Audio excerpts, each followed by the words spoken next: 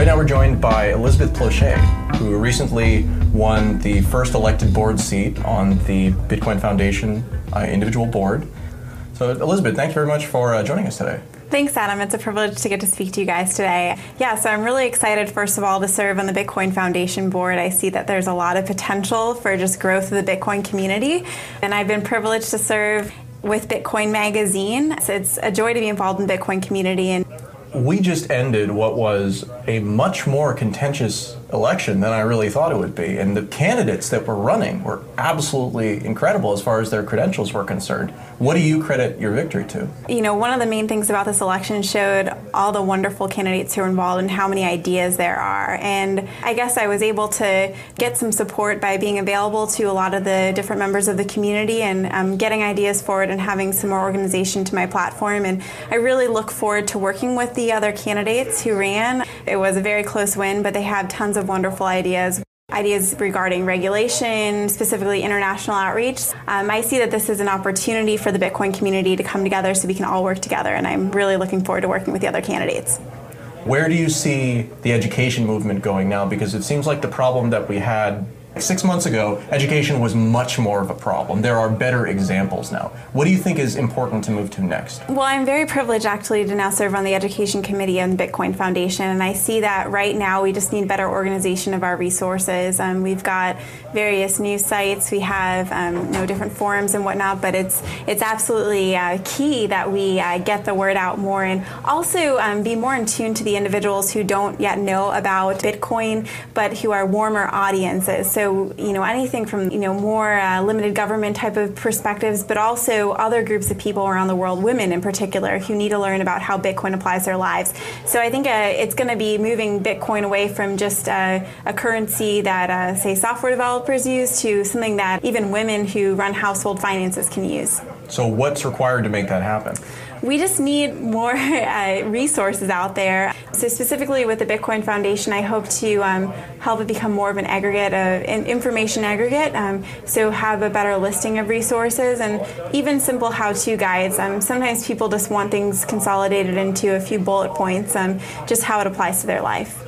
So use cases, right? That's what we're talking about? We're talking about, like, there need to be use cases where I, as a woman, would then look at this and say, oh, yes, this applies to my life. So what is that? I'm trying to figure out what that is. Is that educational materials? Is that better wallet tools that are more usable? Educational materials and also organization of those materials. Also, people having an opportunity to share how Bitcoin's impacted their lives. So, for example, there are a lot more women getting involved. There's a Women in Bitcoin group that started up on the West Coast here in the United States. There's also, even for example, someone, the Bitcoin wife. She has a daily blog where she puts out information about how she as a wife and a mother is using Bitcoin. So more people in the community speaking out, and then also, how-to guides that are more comprehensive as well in terms of wallet development and also Bitcoin businesses, and then taking it to the next level in terms of, regulation and policy. So before you got into the Bitcoin space, you were involved in Middle East policy. Yes. And that's an area that's important to you. That's a passion area for you. Yes. So we've had conversations before, and you've told me that Bitcoin has a real impact on that type of culture too, almost even more so than in other places. Why is that? Well, Bitcoin opens up the door for freedom of speech and individual rights around the world. In a lot of these countries, unfortunately, government has a very constricting place in terms of finances. And for example, right now, Bitcoin is growing in Iran. The Iranian rial is just sinking in value due to inflation, and Bitcoin provides a way out.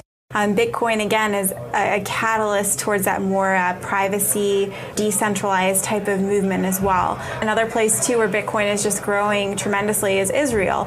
We're seeing that there's a lot of technological development in these areas, and Bitcoin, again, is, I'd say, a slap in the face to a lot of regimes that are oppressive. And it's also a gateway, too, for various countries that are, unfortunately, have, again, the inflating currency and then also subject to sanctions.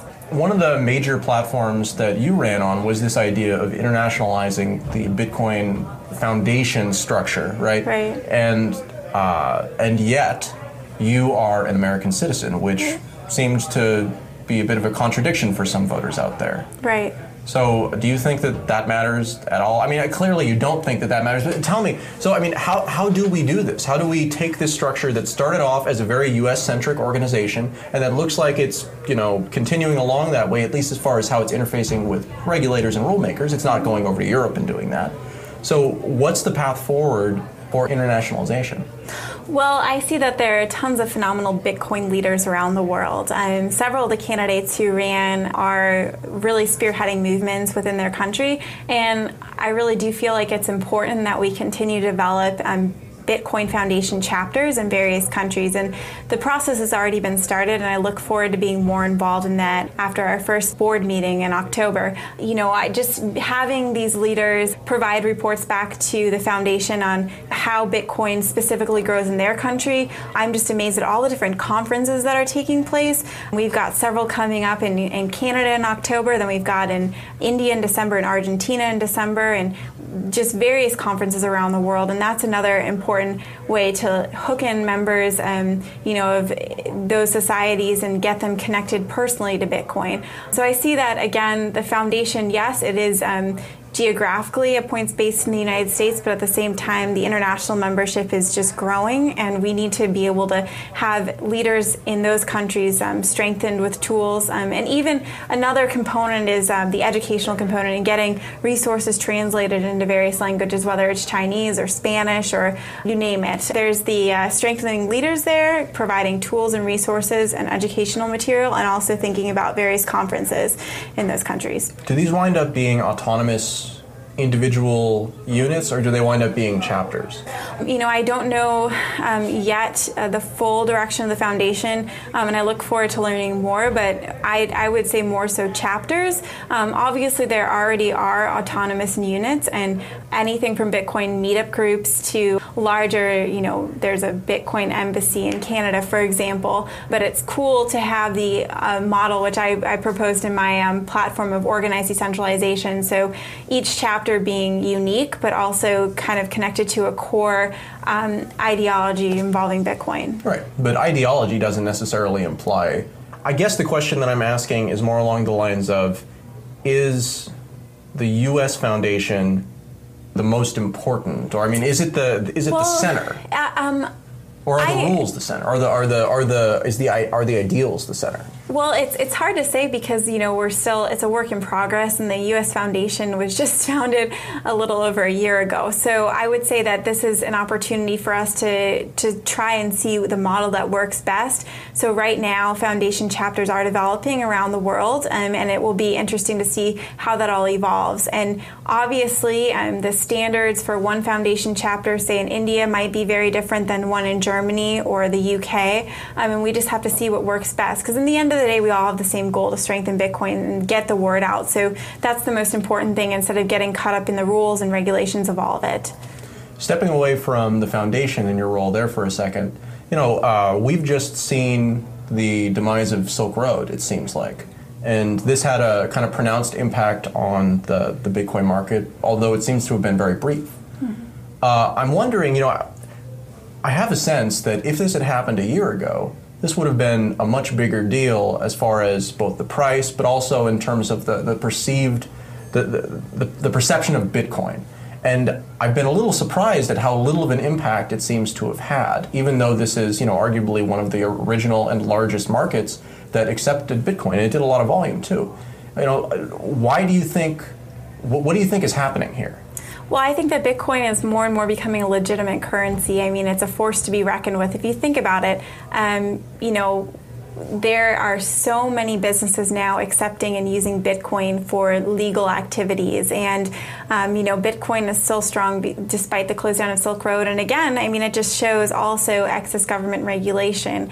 Bitcoin has come out in the top again, and yeah, a year ago, not as many businesses were using Bitcoin. Bitcoin wasn't in the news as much. The value of Bitcoin wasn't as high as it is today. But you can tell that something is strong if it continues to take hits. And I just see that this is another opportunity for governments around the world to listen and wake up and see that people want to put their finances, invest their time and money into something that is stronger than most fiat currencies. I actually wanted to ask you about that. So, we talk a lot about regulation.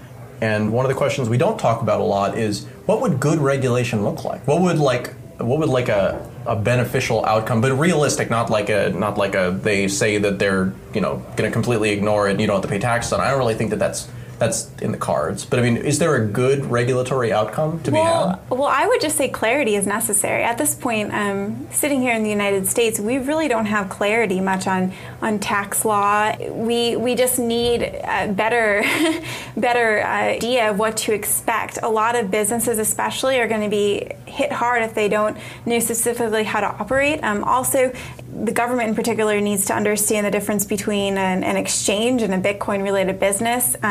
That's what's needed. I don't think regulations are needed, and I am a proponent of the most limited government type of standpoint. But again, clarity is essential. So how can a business know what to expect if the guidelines that FinCEN put out are very ambiguous? Right, and the expectation is very important because expectation allows you to plan accurately. Exactly, yep. The Bitcoin community has grown in waves, and I think that the early waves, a lot of them could be characterized as crypto anarchists or idealists, or people who embraced Bitcoin because it solved a problem that they had for a long time. And then we've had entrepreneurial people enter the space and start to build businesses that were a little bit different, wasn't so much about the ideology. I'm curious, where do you think the next generation of Bitcoin users is going to come from, or what types, how do we go about reaching those people? Well, I think it's absolutely crucial to look at college campuses and universities. This is where most movements start. And unfortunately, a lot of college students here in the U.S. specifically have been taught Keynesian economics, and they need to recognize just the value of, laissez-faire, free market economics, Austrian School of Economics, and how Bitcoin ties into all of that. So there's huge growth potential because a lot of these students in the United States and around the world are going to be graduating from school with hefty student loans, looking for careers, and Bitcoin is a promising solution. There's tons of growing opportunities in the Bitcoin space. In addition, it's an investment opportunity. I'd say that working with just kind of reaching out to college students, getting them motivated about this, because it encompasses a lot of things. It encompasses individual responsibility, it encompasses libertarian ideals, it encompasses limited government principles, it encompasses financial future and growth. So that's a huge market. I hope to kind of press this forward on the Bitcoin Foundation board just to be thinking about the future, because people need to understand their children, for example, have a financial future, and the best financial future is invested in Bitcoin. Most of the time when we talk to people in the space, they're actually not the college age. If they are college age, they tend to be in like master's programs, but they're generally older than 25. It's kind of rare to find somebody under 25 these days who's seriously active in the Bitcoin space. So you think that the younger generation, like 18 to like 23 demographic, that's the thing? Well, I definitely think so, and there have already been various meetups on college campuses. I mean, the meetup system is really neat, getting people to come together with these similar ideas, and there are various groups on campus that are already taking to this. For example, Students for Liberty. I'm excited to meet with some Students for Liberty representatives here at the cryptocurrency conference and just kind of talk with them, strategize, get a climate for what it's like on college campuses. But certainly there are a lot of different movements, anything from various political groups at the college level, which translate into the national level.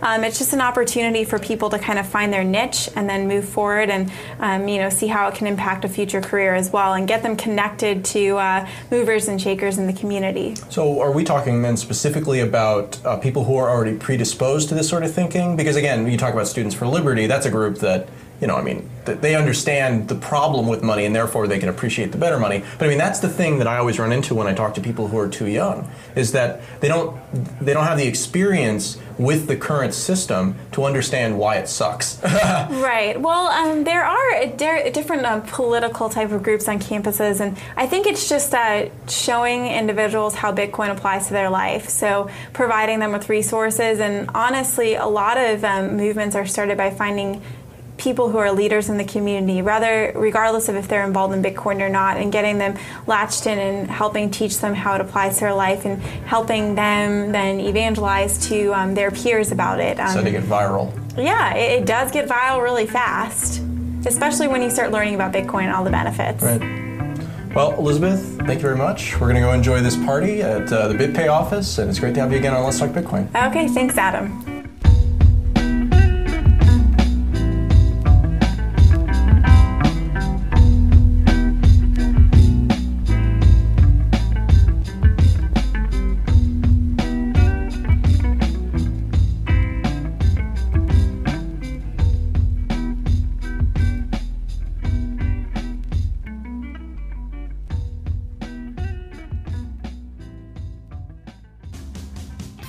EasyDNS is the Swiss Army knife for your domain names, helping meet their customers' individual needs since 1998. EasyDNS has been an outspoken critic of SOPA and CISPA. EasyDNS was an early supporter of Bitcoin, and now they are proud to sponsor this show. Do business with a company that shares your values. Get a 13% discount when you pay with Bitcoin. Go to bitcoin.easydns.com and be sure to use discount code LTB.